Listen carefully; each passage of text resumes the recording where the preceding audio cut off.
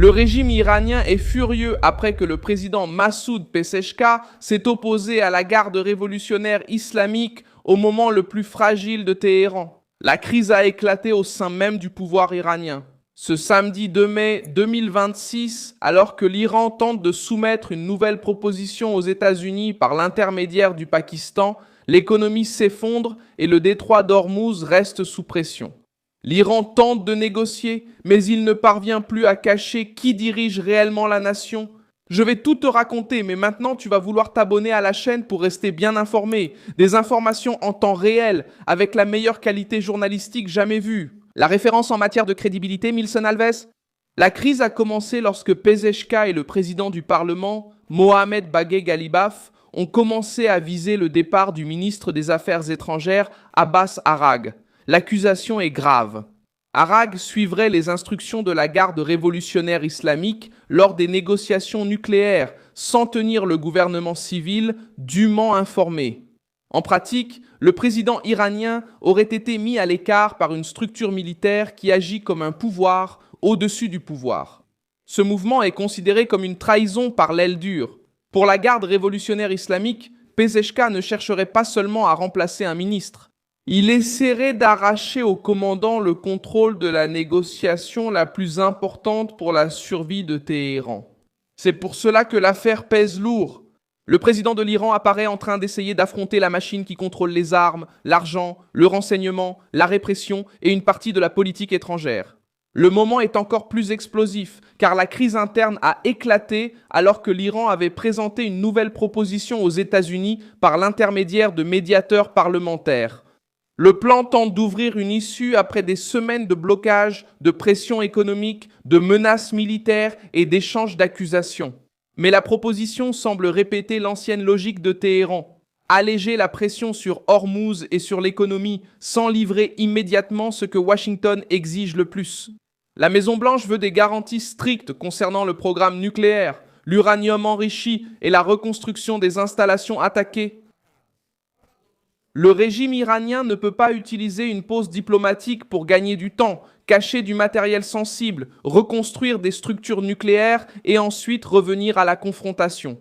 C'est pourquoi la réponse américaine a été ferme. L'Iran peut négocier, mais il ne peut pas garder l'ambition nucléaire comme une carte cachée.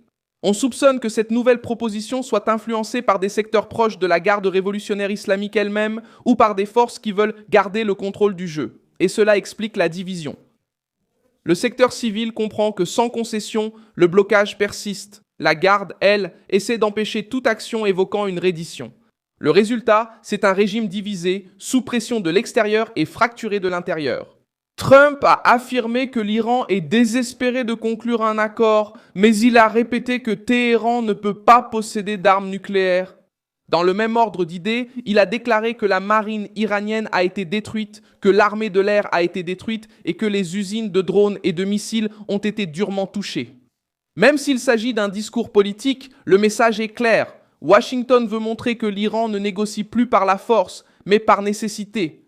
C'est ce point qui choque Téhéran. La garde révolutionnaire islamique a toujours vendu au peuple iranien l'image d'une force absolue. Mais maintenant, le régime doit envoyer des propositions par des canaux indirects. Alors que son président menace de renvoyer le ministre des Affaires étrangères pour avoir obéi au chef militaire.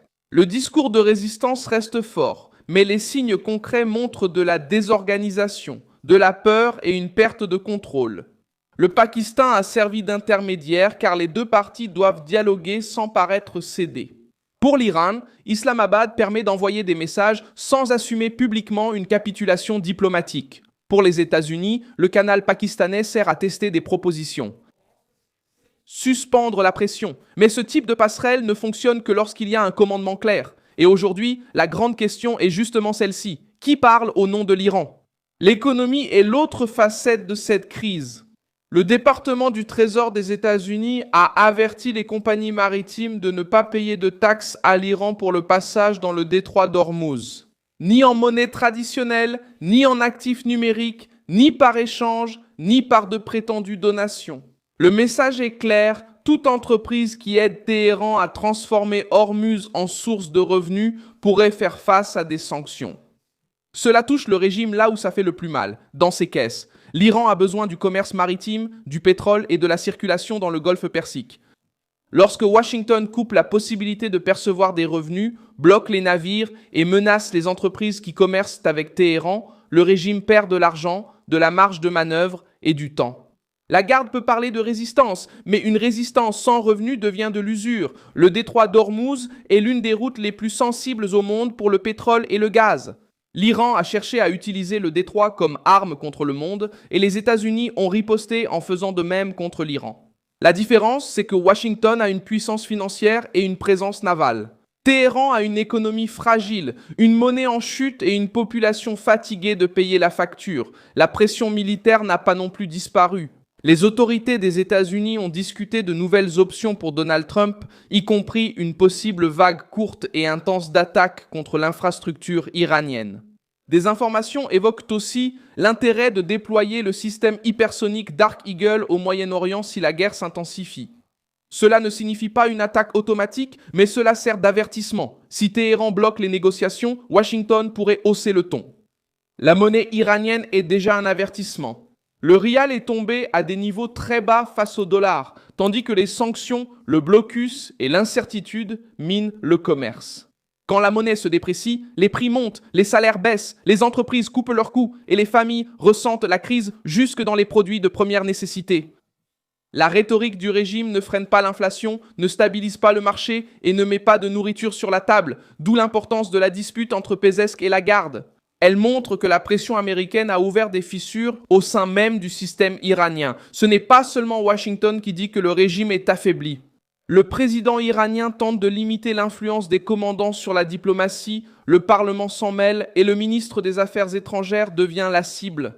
L'histoire de l'Iran lui-même aide à comprendre ce moment. En 1988, après 8 ans de guerre contre l'Irak, l'ayatollah Ruhollah Khomeini a accepté la résolution de l'ONU qui mettait fin au conflit. Il a comparé cette décision à boire du poison car le régime avait promis une victoire totale, mais il a finalement été contraint de reculer face à l'épuisement militaire, économique et social. La leçon est dure, les régimes idéologiques reculent aussi lorsque la facture devient impossible à payer. Aujourd'hui, Téhéran fait face à une pression similaire sous une autre forme. Le régime promet de résister, mais il doit négocier. Aguardo veut paraître invincible, mais il voit ses canaux extérieurs se resserrer. Le gouvernement tente de préserver l'apparence de souveraineté, mais il fait appel à des médiateurs pour envoyer des propositions. La propagande parle de force, tandis que l'économie demande de l'aide. D'autres nations illustrent aussi l'effet de ce type de pression. L'Union soviétique a abordé la fin de la guerre froide avec une puissance militaire importante, mais une économie incapable de suivre la compétition. L'Irak de Saddam Hussein sert aussi d'avertissement. Après avoir envahi le Koweït, il a tenté de s'imposer par la force, mais la guerre, les sanctions et l'isolement ont détruit son influence régionale. Dans le cas iranien, le problème est aggravé car la garde révolutionnaire islamique n'est pas seulement une force militaire, c'est un centre de pouvoir. Elle agit dans la sécurité intérieure, influence les entreprises, fait pression sur la politique et contrôle une partie de la stratégie régionale.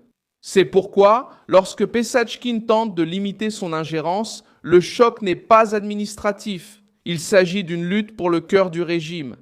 L'accusation contre Arakht révèle ce choc. Si le ministre des Affaires étrangères a mené des discussions en suivant les instructions de la garde, sans informer correctement le président, alors le gouvernement civil n'est plus qu'une façade. Si Pesachkin n'arrive pas à contrôler son propre ministre des Affaires étrangères en pleine crise nucléaire, alors le monde commence à voir un Iran sans commandement unifié.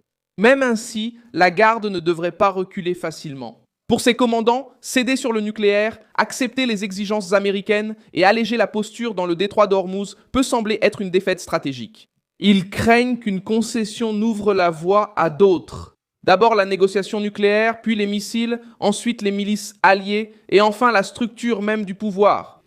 Cette peur explique la rigidité, mais elle explique aussi la panique. Les États-Unis ont perçu cette vulnérabilité.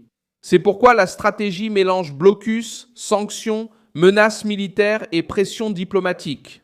Trump maintient des forces dans la région, reçoit des plans du Pentagone, maintient le blocus et exige que l'Iran abandonne toute voie vers la bombe.